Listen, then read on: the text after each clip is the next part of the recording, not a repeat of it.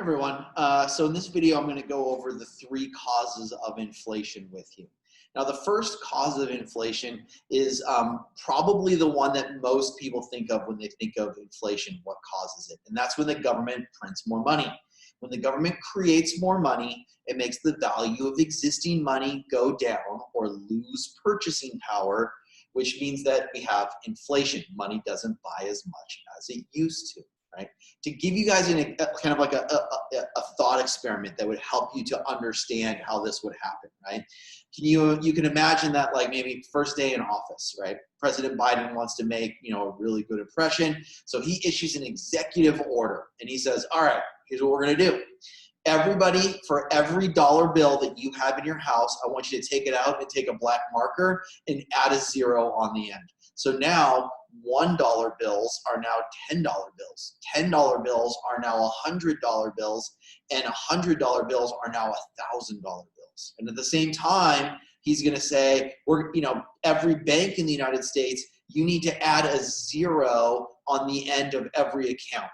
So if somebody's got $15,000 that they have in the bank, now they have $150,000 in the bank, right? Now, everybody's super excited. Yay, right? 10 times richer than I was yesterday. Well, what's going to happen? Well, immediately people feeling 10 times richer, they're going to want to run out and they're going to want to buy more stuff, right? Especially things like cars, where like maybe you had $1,500 saved up to buy a used car, and now all of a sudden you've got $15,000, right? That could be a pretty good down payment on a brand new car. So you're going to see a lot more people trying to buy cars. Well, at the car dealership, when they go to open up, there's going to be a line of people there to buy cars because they're all 10 times wealthier. Well, if you owned that car dealership, what would you do? Would you sell the cars at the same price as yesterday? Probably not. In fact, what you probably would do is you probably would just add a zero to the end of every price tag before you open your doors that day. Because if you didn't, you would sell out of cars in an instant. And when you went to go order more cars from the car manufacturer, they would find that they had, that cars everywhere were sold out, that the manufacturer had way more orders than they could fulfill. And so they would have to raise prices on their cars, probably by 10 times. So if you didn't do that, then you would be screwed, right?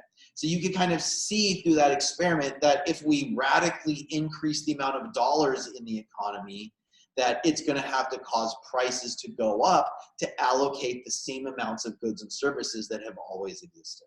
All right. So that's the first cost. The most common one that people probably think of when they think of inflation is the government printing more money. But there's another really common cause of inflation, maybe as common or even more common in some countries.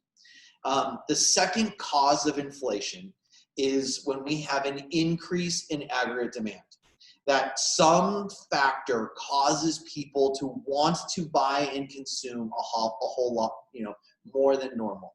So when we get an increase in aggregate demand, what we're going to see is our price level is going to increase. And we actually can see this on the aggregate demand, aggregate supply model.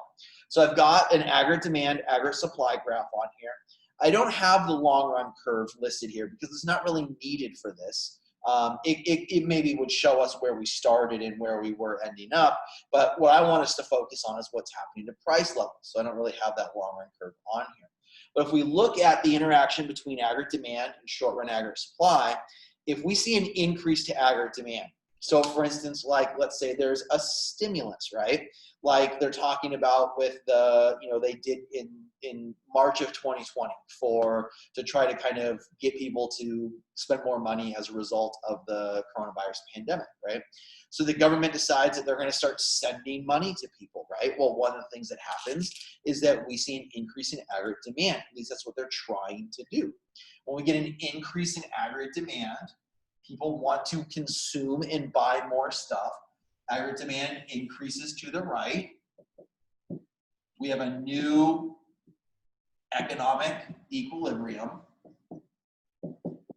And notice, this is the important part right here, notice that my price level is going up. So that when we see an increase to aggregate demand, we call this demand pull inflation, right? As people want to consume more things, that's going to cause our price level to go up. Right? Now, the third type of inflation, this one we can also see on our aggregate supply, aggregate demand model. The third type of inflation is what we call cost push inflation. And this is when we see an increase in the cost of production that reduces aggregate supply, and that also causes price level to go down. So let me undo my previous. All right, so now let's look at the same graph. Let's see what happens when we have a decrease to supply. So for instance, right, like maybe a good example of this would be in the 1970s. Many Arab countries put an economic embargo on the United States of America, cutting off the supply of petroleum. Petroleum is used to produce almost everything from fertilizer to plastic to gasoline. And so what we saw in the United States was the cost of doing business went up for everyone. And so when the cost of business goes up, short-run aggregate supply decreases, gives us a new equilibrium. Notice again, price level going up. So those are the three types of inflation that we have.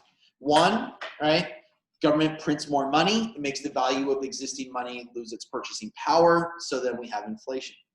The second one, people demand more products, more services. We see an increase in aggregate demand. There's not enough goods and services to make everybody happy. Prices start going up to allocate those scarce things. And then the third one is when we have an increase in a key resource price that causes the cost push inflation, which is the result of a decrease in aggregate supply, causing price level to go up to, again, allocate those scarce resources and goods and services. So anyways, those are our three causes of inflation. Have a good one, guys.